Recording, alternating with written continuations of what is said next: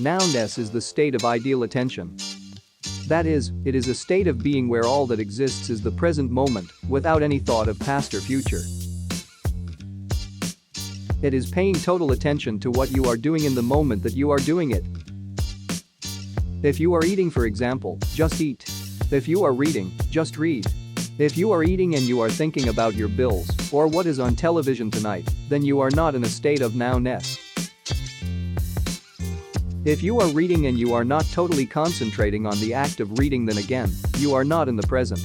Regardless of what you happen to be doing, if you are thinking about something else, then you are not attentive and not in a state of nounness. When you are not attentive, not here and now, your present peace of mind may be disturbed by some oncoming future event for no good reason. For example, remember when you were in high school and you had a very important test coming? It was Friday and the test was to take place on Monday. That night you went to a party and enjoyed the evening for several hours when it happened. What happened? Suddenly, thoughts about the impending test darted across your mind, and your night was ruined. You tried not to think about the test, but to no avail, your present happiness was destroyed by the thoughts of a future event. Understand that if I were to ask you how you feel, I am not asking how you felt yesterday or how you believe you might feel tomorrow. I am asking you how you feel at this very moment.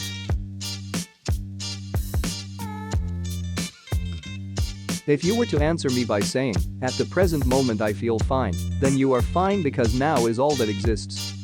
Tomorrow will always be beyond your grasp, and yesterday is forever gone. All you have is now. It is the only reality.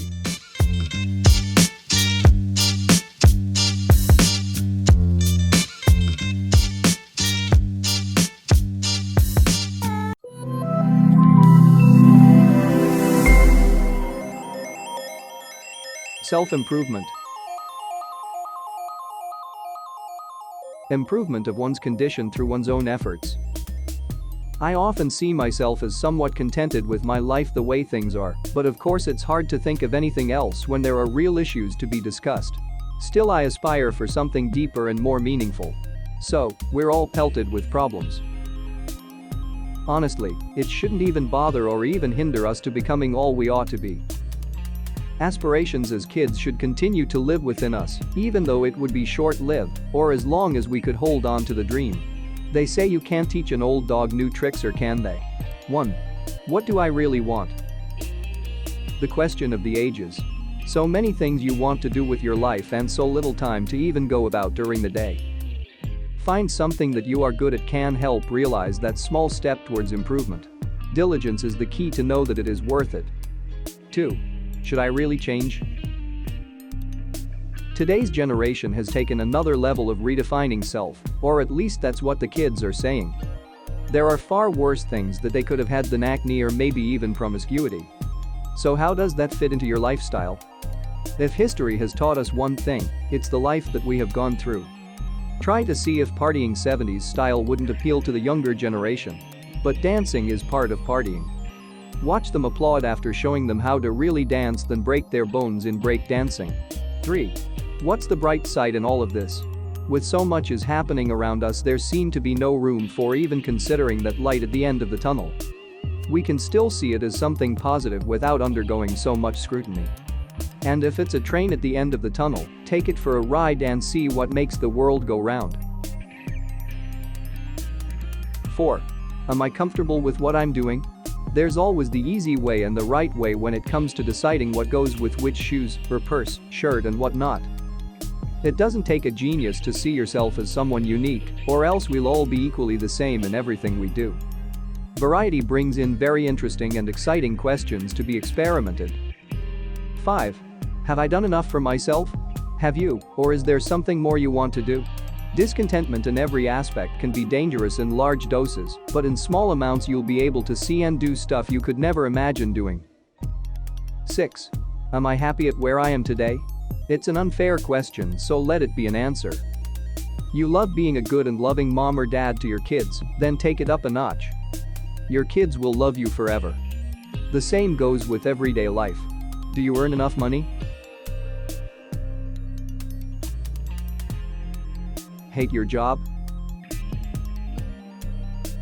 Want to start your own business? 7. Am I appealing to the opposite sex? So maybe I don't have an answer to that, but that doesn't mean I can't try it, though. Whether you shape up, change the way you wear your clothes or hair, or even your attitude towards people, you should always remember it will always be for your own benefit. 8. How much could I have? I suppose in this case there is no such things on having things too much or too little, but it's more on how badly you really need it. I'd like to have lots of money, no denying that, but the question is that how much are you willing to work for it? 9. What motivates me? What motivates you? It's an answer you have to find out for yourself. There are so many things that can make everyone happy, but to choose may be the hardest part. It's not like you can't have one serving of your favorite food in a buffet, and that's it. Just try it piece by piece. 10. What really makes you tick? So, what really makes you tick? You can be just about anything you always wanted to be, but to realize that attaining something that may seem very difficult is already giving up before you even start that journey. Always remember that self-improvement is not just about the physical or philosophical change you have to undergo, but it's something that you really want. So, there we have it. 10 simple questions to ask yourself. Do you want to improve? I do not have all the answers for you. You can only answer for yourself. Someone once asked me, why are you working so damn hard? Would earning more money make you happy? To that I answered, I am not working hard at all. Not as hard as I should, but do you enjoy it? I enjoy the process and the rewards I get. Earning more money does make me happier. It pays the bills, the nice ring I could get my wife and the vacation I deserve. Materialistic that reply may seem, but the little materialistic goals in my life gets me moving off my feet and seek ways to improve my life. Self-improvement. Improvement of one's condition through one's own effort. I have my motivation. What about you?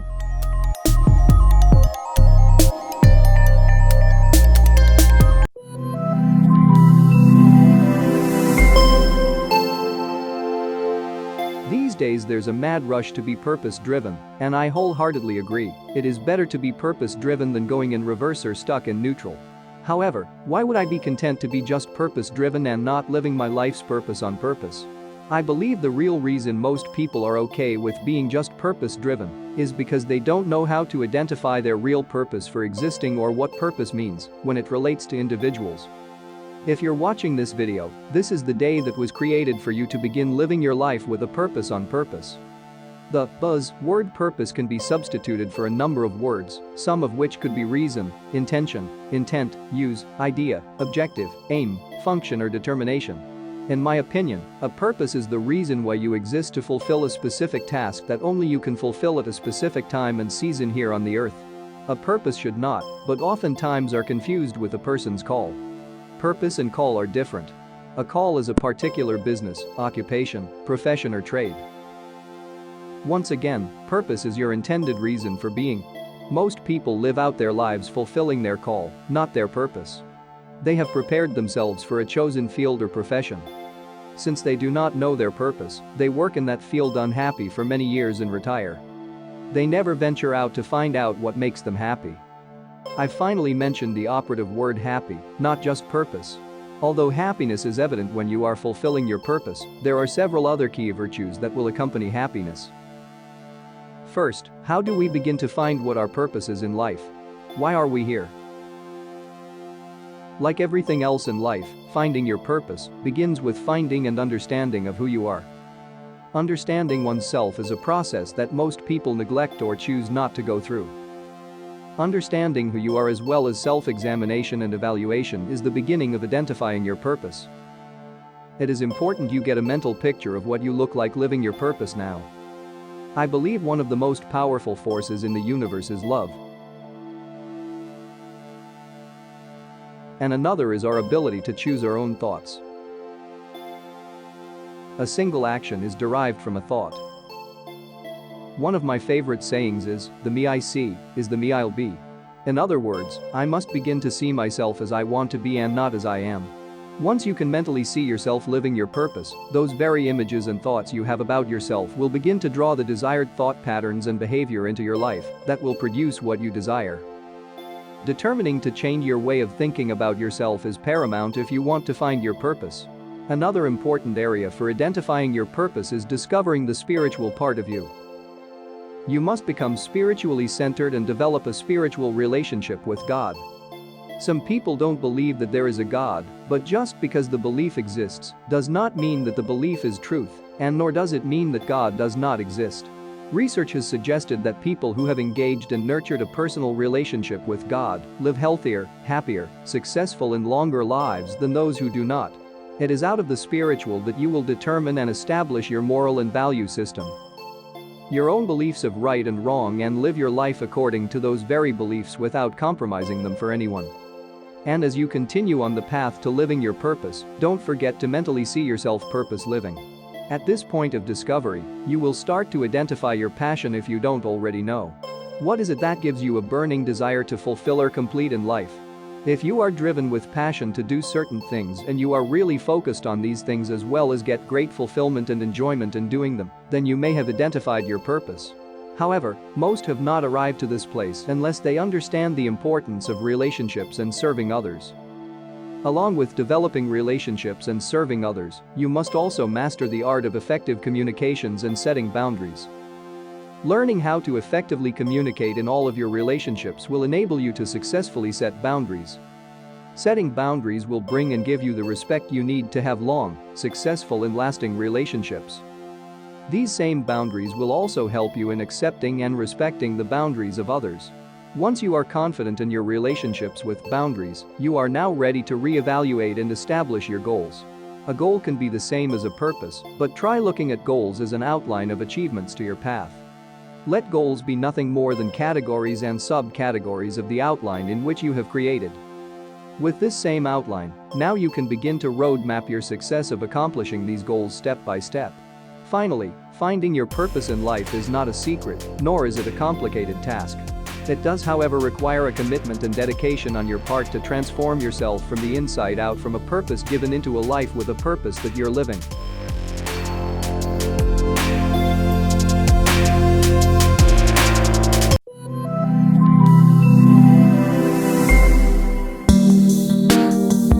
Why people are afraid to take risks and leave their comfort zones. When we consider actually moving toward our heart's desire, a part of us automatically looks ahead to the possible consequences, especially the negative ones. Our comfort zone glooms onto these negative consequences. The comfort zone argues it's the actions that will bring on the negative consequences. The comfort zone's emotionally backed recommendation: no action. The comfort zone stays fairly quiet as long as we don't seriously contemplate action. We can want our dream all we want, we can think about someday getting it as much as we like, we can tell everyone we know how we're one day going to have it at every opportunity. We can even make commitments we don't really plan to keep. The only thing we can't do is do it. If we begin to do it, the comfort zone goes into overdrive hyperdrive, actually, and gets us back on track. On track to the comfort zone is what we've always done before, which means heading, again, toward B, even though our dream rests with A. Why are the consequences of action so uncomfortable? Let's take a look. 1. When we choose, we must let other choices go. For example, if we have enough money for one popsicle, and we choose cherry, we must let go of grape, orange, tangerine, banana supreme, watermelon, and passion fruit. Naturally, we don't want to let go of all of those other flavors that we love. All that loss. We're miserable. We should have stayed at home. No, the storekeeper won't let us have a bite of each. No, there's no credit. We keep picking up and setting down one flavor after another, feeling rotten, until we get frostbite. When we make our big choice and go for the big dream, it means letting go of all the other big dreams, even though those dreams may be as appealing as grape, orange, tangerine, banana supreme, watermelon, and passion fruit. If we make no choice, we end up with nothing. 2. When we choose, we risk losing. If we boldly walk into the store and say, "I want a cherry popsicle," we run the risk of the storekeeper saying, "We're all out," or, even worse, "We sold the last one 5 minutes ago." You just missed it. Why do people say things like that? Why do they add torture to torment? We don't know why, but they do. If we commit to the one big dream, we might not get it. We might lose. And not only will we know, but everyone else will know, too. It's the agony of defeat. How horrible. When we never really choose, never really commit, if we don't get it, we can always say, "Oh, I didn't really want it anyway." 3. When we choose, we risk winning. We stride in. We put down our money. We get the cherry popsicle. We claim it. It is in our hand. It is ours. The storekeeper says, "Congratulations." Now what? It's the big now what that many people find more intimidating than the agony of defeat. Defeat is part of most people's comfort zone. But winning? What would I do? What would happen to me? How would I cope? It's called the fear of success. Not only do we have to make changes to become successful, but success itself brings additional changes. The greater the success, the greater the changes.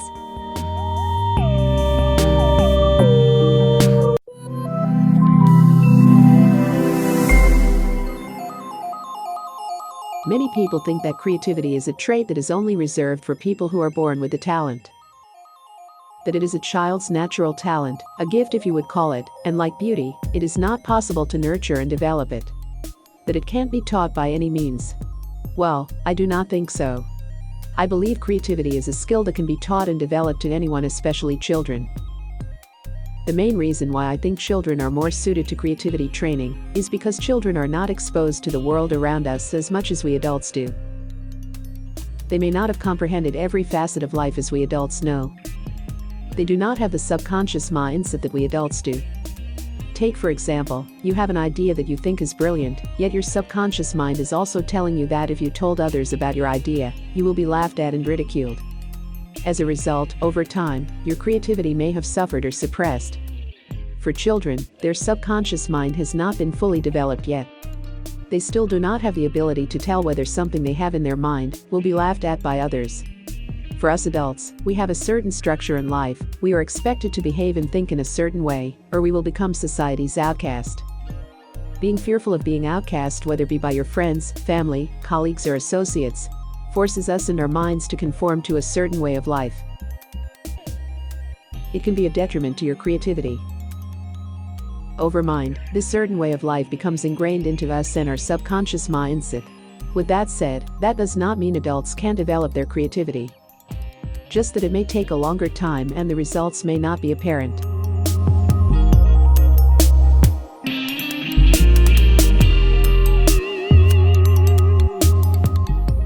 Here are some simple steps you can take to develop your creativity skills. 1. You have to make the mental change that you are creative. You need to remove the mental block first. The easiest way to do that is to start a project, maybe on your hobby. Say for example, you are into cooking. Think of a new dish and give it a unique name. Don't use any references from your cooking books. 2. Broaden your horizons by reading magazines, reading news, traveling, etc. Basically, let your imagination run wild. 3. Carry a notepad or any recording device such as an MP3 recorder. Then record any ideas that struck you. You find that ideas may come to you in the most unlikely places and moments. So, it helps if you have some way of recording it.